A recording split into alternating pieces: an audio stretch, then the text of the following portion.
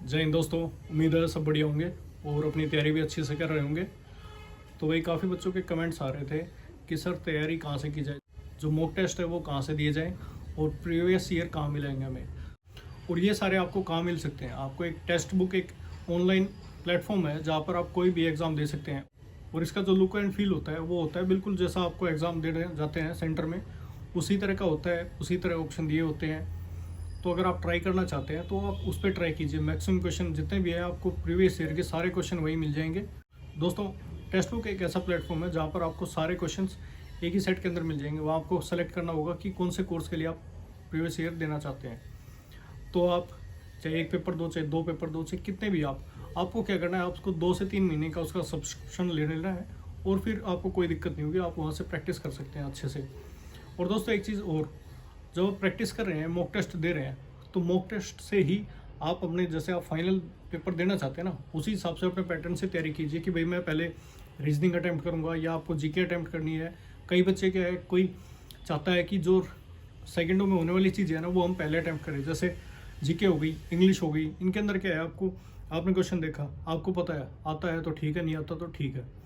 तो आपको ये चीज़ें करनी है। अभी से आपको पैटर्न वो सेट कर लेना, आपको जो आपको वहाँ पे पेपर में फाइनल में देना है। अभी से प्रैक्टिस करेंगे तो वहाँ जाके आपको दिक्कत नहीं होगी। भाई पेपर अटैम्प्ट करने का सबसे बढ़िया तरीका है, पेपर को कभी भी एक बार में कंप्लीट मत करो। पेपर को करो 2 से 3 बार में कंप्लीट। पहली बार में कौन से करो, जो आपको लगते हैं 5 से 10 सेकंड के अंदर आप कवर कर सकते हैं, उनको कीजिए। दूसरी बार के अंदर 30 से 40 सेकंड लगते हैं ना, वो उन क्वेश्चंस को उठाइए। और उसके बाद जो बड़े क्वेश्चंस होते हैं जिनके अंदर आपको लगता है कि भाई प्रैक्टिस करते टाइम भी आपको थोड़ी दिक्कत हुई थी, उसके बाद वो क्वेश्चन उठाना है आपको। क्योंकि दोस्तों पेपर के अंदर ऐसा होता है, कोई चैप्टर हमने अच्छे से कर लिया और वही उसी चैप्टर का कोई क्वेश्चन आता है, तो हम यूँ सोचते हैं कि चाहे वो उसमें टाइम कितना भी लग जाए, मैं इस क्वेश्चन को करके रहूँगा। ये अकड़ नहीं दिखानी है हमें।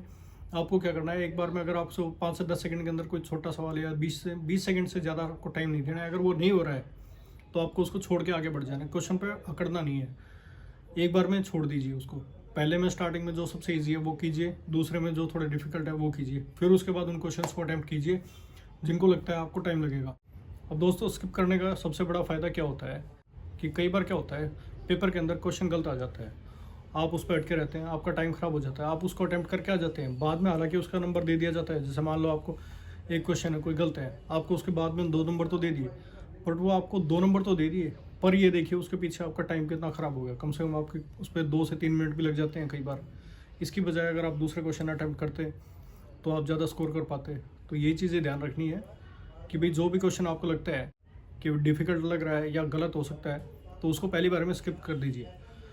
इसका सबसे बढ़िया एग्जांपल है, मैंने जो सेकंड मॉक टेस्ट दिया था, इसके अंदर रीजनिंग का एक क्वेश्चन था, वो ये है। इसके अंदर जो ऑप्शन दिए थे वो मैंने गलत दिए थे। इसका आंसर तो है भतीजा, पर मैंने भतीजा ऑप्शन में दिया नहीं था, क्योंकि हमारा जो पैटर्न है वो है 15 मिनट के अंदर 25 क्वेश्चन। क्योंकि पेपर के अंदर आपके जो 100 क्वेश्चन आएंगे वो आएंगे 60 मिनट में, तो इसका 1/4 कर दीजिए। हमने टाइम का भी और क्वेश्चन का भी 1/4 कर दिया जाए। इस बार इसी तरह दिया था, जैसे एक बार में आपको एक क्वेश्चन दिखता है, तो 5वां क्वेश्चन मैंने गलत दिया था। वो इसीलिए दिया था ताकि आप उसको छोड़ के आगे बढ़ते हैं या नहीं बढ़ते हैं। तो अगर आप तैयारी कर रहे हैं तो इन चीज़ों का ध्यान रखें बिल्कुल।